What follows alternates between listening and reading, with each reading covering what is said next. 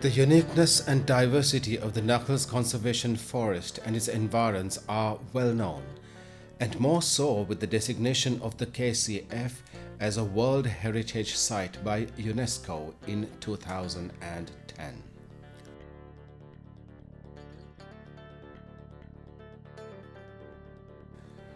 The local name, Dumbara Mithuro, is more evocative and closer to the truth since it literally means the Smoky Mountains and alludes to the clouds that sink down into the mountain, creating the uniquely rich biodiversity of the Knuckles Mastiff.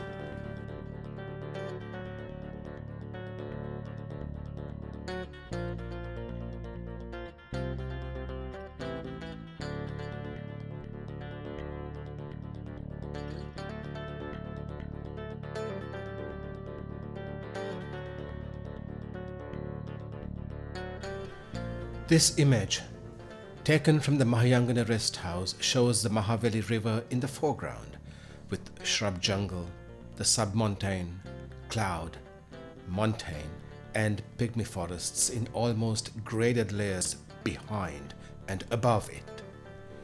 It also gives one an idea of the intrinsic interconnects between these very diverse ecological zones. But what it doesn't show are the communities embedded and hidden across that landscape and the tensions, talks, needs, aspirations, and dynamics of nature and humanity struggling, sometimes together, sometimes against each other, for survival. It is this multiplicity of factors that the GMSL has perennially fought to balance, to harmonize, to sustain.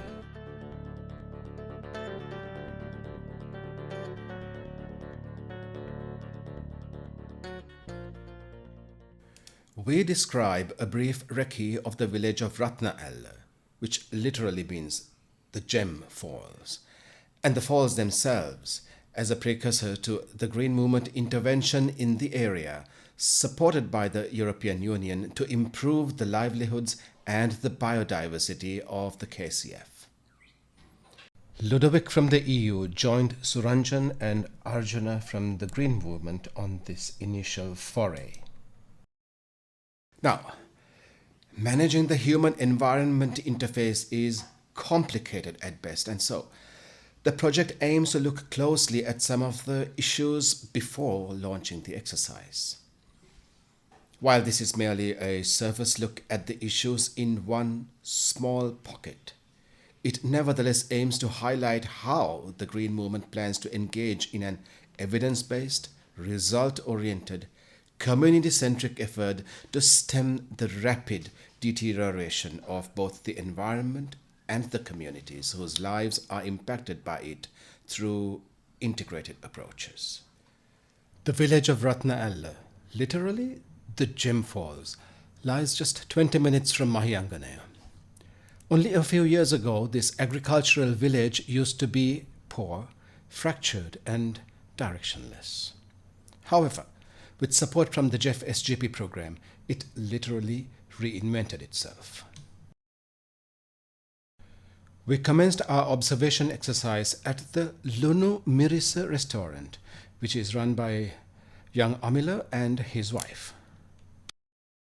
Now, Amila is a young man in the village who converted his small plot into a decent, clean, indigenous food restaurant supplied from his own home garden and paddy lands.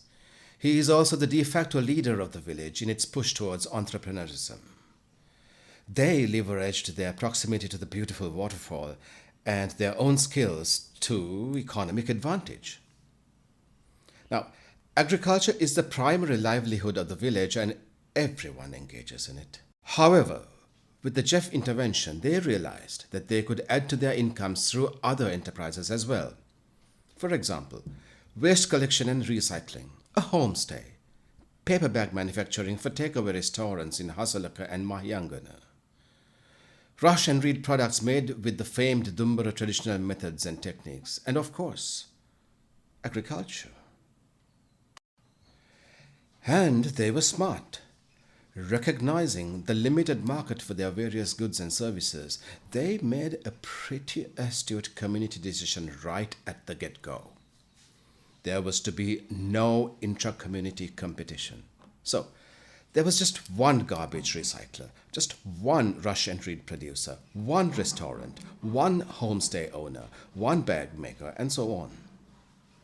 Now, this allowed each to enjoy a decent return and helped them to cooperate with one another when doing business with those who visited the village. The trek up to the waterfalls set within the KCF was along an established track. However, it was regularly interrupted by streams, and these were crossed by semi-slimy stepping stones and pretty precarious narrow walkways and bridges, and these were quite daunting. We found the region to be quite clean for a tourist target. In fact, Ludovic found just one discarded mask, and I found just one used packet of peanuts only. Additionally, there was no real evidence of older, semi-degraded waste of any sort, and that meant that the villagers were actually walking their talk and had kept their environment pristine.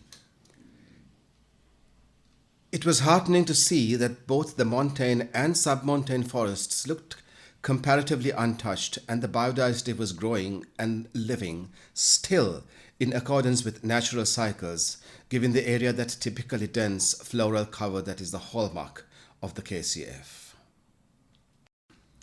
The primary water source for the 170 homes of Rathna Ella and another settlement of about 70 families further west was, of course, the waterfall.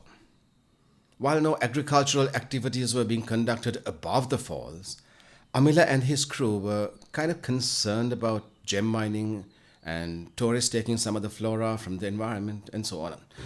Perhaps they should tell the visitors to be mindful that they could do good only through helping in biodiversity conservation and not in biodiversity relocation. Much of these activities have been curbed by the recent establishment of a forest department post at the commencement of the only trekking path to the waterfalls, unless of course one chooses to cut upwards from other low-lying areas as we did, but then carrying equipment would be a tall order if one were to take that option. In fact, the contractors who built the channel carrying water from the falls to the village I think it was about 80 years ago, paid a full day's wages to a person who carried one bag of cement up to the source, indicating how tough it must have been. What you see is a small valley that has been planted with rice just below the falls. It is the highest paddy in the region, and here we found the farmers using water buffalo for tilling. While this is a rare and heartening sight these days and can prompt one to say, wow, nice, the use of water buffalo is a matter of necessity here rather than choice, since the area is inaccessible to motorized vehicles. Additionally, of course, there is the very serious issue of crop planting within the KCF that this family is engaged in. Quite apart from wiping out the biodiversity of that small valley, the presence of a paddy that high and deep in the protected area meant that the contamination of downstream water by agrotoxins started within the conservation forest itself, and this is not something that should be tolerated at all.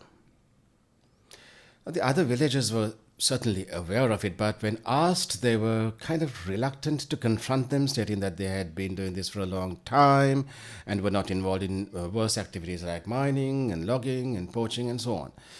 So that goes to the heart of community cohesion and centuries-old livelihood culture in the KCF environs.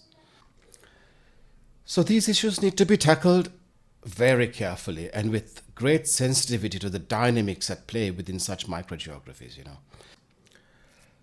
Community use of the KCF for livelihoods is one area that we will be looking into to mitigate through COLIBRI, but doing this requires community realization, sensitization of the damage that they are causing and being provided with alternative livelihoods, not merely the heavy hand of enforcement if the intervention is to be durable, sustainable. After spending some downtime at the falls themselves, We returned back to the village. Ludovic had hardly broken a sweat, but my 56-year-old body, the engine was boiling.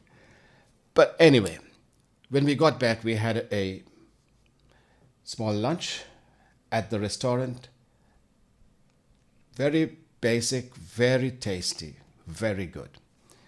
And then we had a small meeting with the villagers themselves. And their leaders, or de facto leaders, I would say, just first thanked the GEF SGP program and the intervention of the GMSL network members. And it was very brief. Just a small statement saying, we had the capacity, we lacked the direction. Thanks for providing that direction, folks. That was it. Indeed, they had done much for themselves and their environment and their bioreachers in just a few years. Suranjan and I have a rule, the shorter the thank you, the more hesitant the complaint, the more a community has optimized the external aid that they have been given. The more ceremonious the thank you, the louder the complaint, the greater the chance that they had mismanaged it all and shot themselves in the foot. Oh well.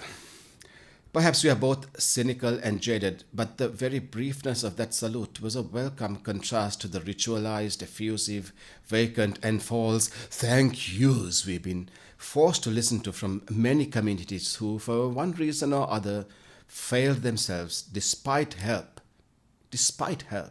during our years of work as public, private, and civil development actors. On the surface, there seemed to be nothing much really wrong with the village of Rathna Ella, but they still have some distance to go. For example, they are very interested in organics as well as switching to millets, with one or two of them reaping positive benefits from forays in those directions. They may need only a small push on the supply side and a strong tie to markets to make a reasonably stable community very, very strong indeed. Additionally, we know that we can use the village and its comparative success to promote these types of ideas to the entire GN, and this is one major reason why the GMS has selected the area for assistance through COLIBRI.